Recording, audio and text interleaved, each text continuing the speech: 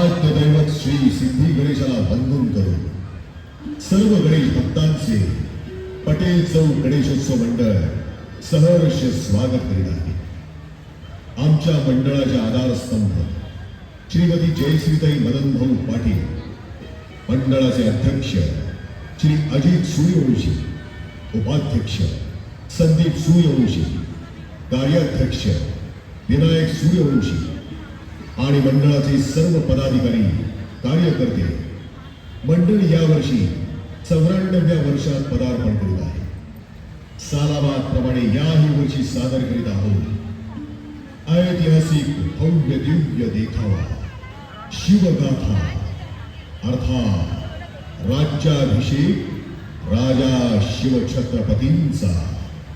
आमच्या मंडळाला सहकार्य करणारे सर्व देणगीदार, वर्गणीदार, जाहिरातदार, हितचिंतक यांचे मनपूर्वक आभार. शिवगाथा अर्थात राज्याभिषेक राजा शिवछत्रपतींचा. जाणता राजा रयतेचा.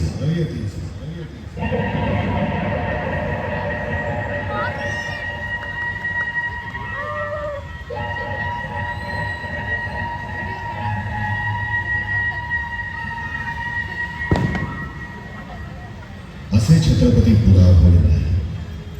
छत्रपतींच्या कार्याचा आवाका खूप मोठा आहे. त्यातील काही प्रसंगातून आम्ही ही गाथा उलगडणार आहोत. सामान्य व्यक्तीच्या मनात अभिमान जागृत होतो, असामान्य व्यक्तीच्या मनात किंचितसा सुधारणा निर्माण होता कामा नये. हीच शिकवण समर्थ रामदास स्वामींनी छत्रपतींना दिली. करवीर प्रांती उक्कील येथे समांगड किल्ला बांधण्याचा विचार करून महाराजांनी ते काम सुरू केले. किल्ल्याच्या तटापुढे श्री मारुतीरायांचे अनादी स्थान होते. त्या ठिकाणी किल्ल्यावर जाण्यासाठी मार्ग काढण्याचा विचार राजांच्या मनात होता. सकाळी कारखान्याच्या ठिकाणी राजे येऊन बसले होते. शेकडो लोक काम करण्यात गुंतले होते. त्यांच्याकडे पाहून राजांच्या मनात विचार आला की इतक्या लोकांचे पालन करण्याचे सामर्थ्य माझ्यात आहे, तेव्हा मी केवढा बरे धन्य आहे. थोडक्यात त्यांच्या मनात किंचितसा अभिमान उत्पन्न झाला. तोच अकस्मात समर्थ रामदासांची स्वारी तेथे दाखल झाली. जय जय रघुवीर समर्थ, जय जय रघुवीर समर्थ. महाराजांनी त्यांच्या चरणावर मस्तक ठेवलं आणि अकस्मात येण्याचे कारण विचारले. प्रणाम गुरुदेव. गुरुदेव, आपण असे अचानक? तू श्रीमंत आहेस, हजारो माणसांचा पोशिंदा आहेस, हे जाणून गडाचं काम पाहण्यासाठी आलो. गुरुदेव, आपल्या आशीर्वादाचेच हे फळ. इतक्यात रस्त्याच्या मध्यभागी एक मोठा दगड समर्थांच्या दृष्टीस पडला. त्यांनी राजांना प्रश्न केला, राजे, हा दगड इथंच का राखून ठेवला? सारा रस्ता झाला की मग बोलण्याचा भेद आहे गुरुदेव. कोणतंही काम हातासरशी करून टाकावं.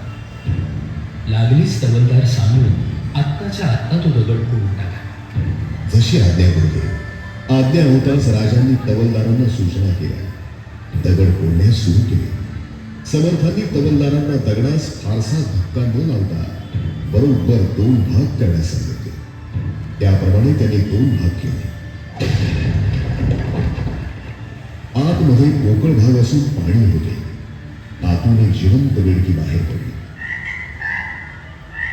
सर्वांना आश्चर्य वाटले.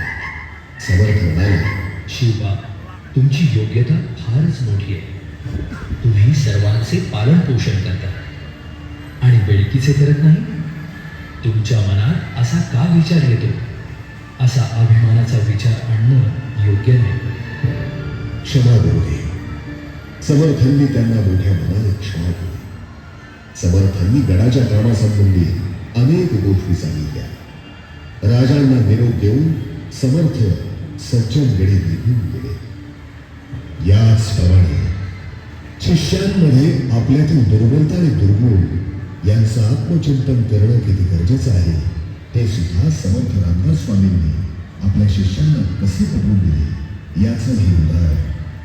शिष्य असावा तर छत्रपतींसारखा असावा, जो गुरूंची आज्ञा शिरसामान्य मानतो. छत्रपती शिवाजी महाराज समर्थ रामदास स्वामींचे एकनिष्ठ भक्त होते. समर्थ सुद्धा इतर शिष्यांपेक्षा महाराजांवर अधिक प्रेम करीत होते. हे पाहून इतर शिष्यांना वाटले शिवाजी महाराज राजा असल्यामुळे समर्थ त्यांच्यावरच अधिक प्रेम करतात. समर्थांनी त्यांचा संशय तात्काळ दूर करण्याचे ठरवले. ते आपल्या शिष्यांसमवेत रानात गेले. तिथे गेल्यावर सर्वजण मार्ग सुटले आणि समर्थ एका गुहेत पोट दुखण्याचे धरून करून झोपले.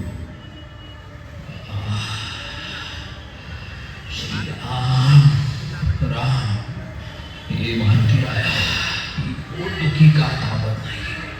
शिष्य आल्यावर त्यांनी पाहिले की गुरुजी वेदनेने कळत आहे. गुरुदेव, आपणास काय होत आहे? पोट दुखतंय.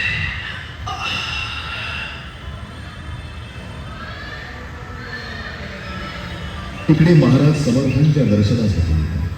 त्यांना समजले की समर्थ याच रानात कुठे गेले. शोध घेत घेत एका गुहेजवळ आले. गुहेतून वेदनेने कळण्याचा आवाज ऐकला. राजे आत जाऊन बघतात तो साक्षात गुरुदेवच कासावी सूट ऊस पालटत होते. प्रणाम गुरुदेव. गुरुदेव, आपणास कासावीस होत आहात. काय होत आहे आपणास? खूपच पोट दुखतंय. गुरुदेव, यावर उपाय काय आहे? उपाय एकच. वाघिणीचं दूध, आणि ते सुद्धा ताजं काढलेलं. ते मिळालं तरच माझी पोटदुखी थांबेल. वाघिणीचं दूध अशक्य आहे. वाघिणी तुकडा मिळणार त्याचं शक्य आहे. जीवनामध्ये अरे बाबा, काय आपल्याला जाणं शक्य नाही. महाराज वाघिणीच्या शोधात निघाले. दूर गेल्यावर त्यांना 2 वाघाचे छाले दिसले. योगायोगाने वाघिणी तिथे आली. महाराजांना पाहून बोलू लागली.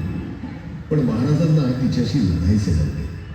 त्यांनी धैर्य केले आणि हात जोडून वाघिणीला विनंती केली, माझ्या गुरुदेवांना स्वस्थ करण्यासाठी तुझे दूध पाहिजे, ते काढू दे.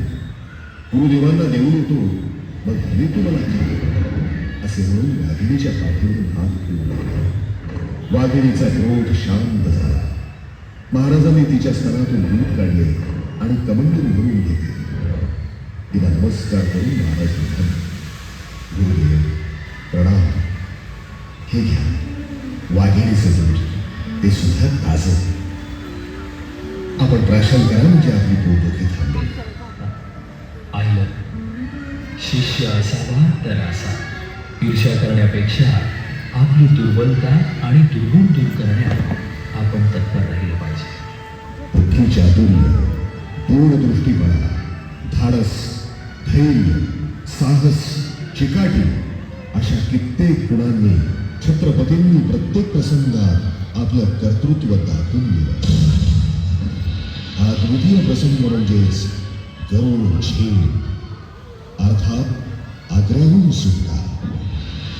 पुरंदरच्या तहानुसार मिर्झाराजे जयसिंग यांनी औरंगजेबाला दिलेला शब्द म्हणजे शिवाजी राजांना औरंगजेबाची भेट करण्यास आग्रा येथे जाणे. आग्रा भेटीच्या निमित्ताने मुघलांचा कारभार पाहता येईल आणि भविष्यातील राजकारण समजून घेता येईल या उद्देशानं राजे आग्र्यास गेले. परंतु औरंगजेबाच्या दरबारात महाराजांचा अपमान केला गेला. त्यावर राजे दरबारातून निघून गेले. त्या काळात विठ्ठलदासाची हवेली तयार होत होती. या हवेलीत महाराजांना मारण्याचा प्रयत्न होता. बाहेर फौलाद खानाचा पहारा होता. राजांना या गोष्टीची कल्पना आली आणि राजांनी आपल्या आजारपणाची अफवा बसली. राजांनी आजारातून बरे होण्यासाठी मिठाई वाटण्याचा निर्णय घेतला. मिठाईचे पिटारे महालातून बाहेर जायला लागले. राजांच्या जवळ मोजकीच माणसं होती. छोटे संभाजी, देवजी, मदारी मेहतर आणि पंतमंत्री. राजांनी आग्र्यातून निसटण्याचा निर्णय घेतला.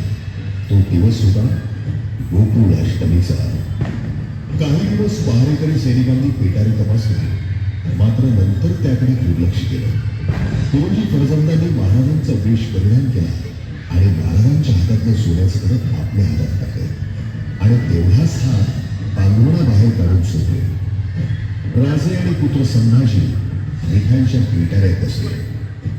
पहारेकरांना पेटाऱ्यांची तपासणी करणे आवश्यक वाटले नाही. राजे आणि संभाजीराजे आग्र्याहून 6 मैल दूर एका गावात सुरक्षित पोहोचले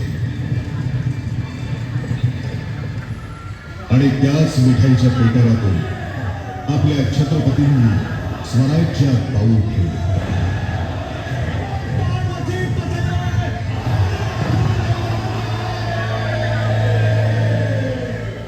ही बातमी औरंगजेबास समजली. हुजूर शिवा हुजूर शिवा भाग गया.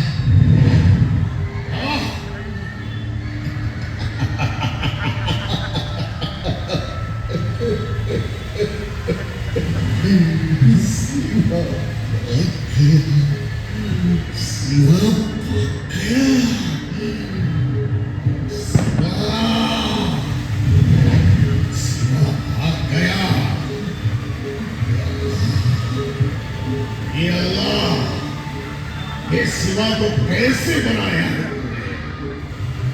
आंधी की तरह आता है और तूफान बन के चला भी जाता है. लानत है तुम पर. जाओ शिवा को वापस लेके आओ. हमें शिवा चाहिए, शिवा. मथुरा, अलाहाबाद, बनारस, पुरी अशा मार्गाने गोवळकोंडा पार करून राजे राजगडावर सुखरूप पोहोचले. छत्रपतींनी स्वराज्य निर्माण केले. अनेक गडकोट किल्ले जिंकले. दिल्लीच्या तख्ताला भिडून आपला दबदबा निर्माण केला. आता मात्र स्वराज्याला राजा म्हणून मान्यता मिळाली. छत्रपतींची आऊसाहेब जिजाऊंनी राजांना समजावले राज्याभिषेक करून घेण्यासाठी आणि रायगडावर तयारी सुरू झाली शिवराज्याभिषेकाची.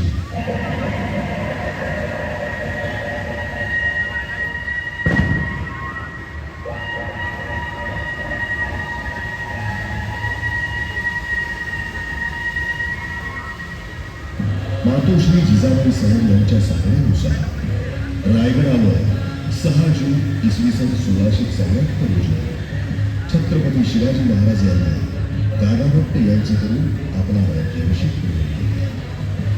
या सोहळ्यासाठी रत्नजडित हिरे माणक्यांनी मढवलेले 32 सुवर्ण सिंहासन बनवून घेतले.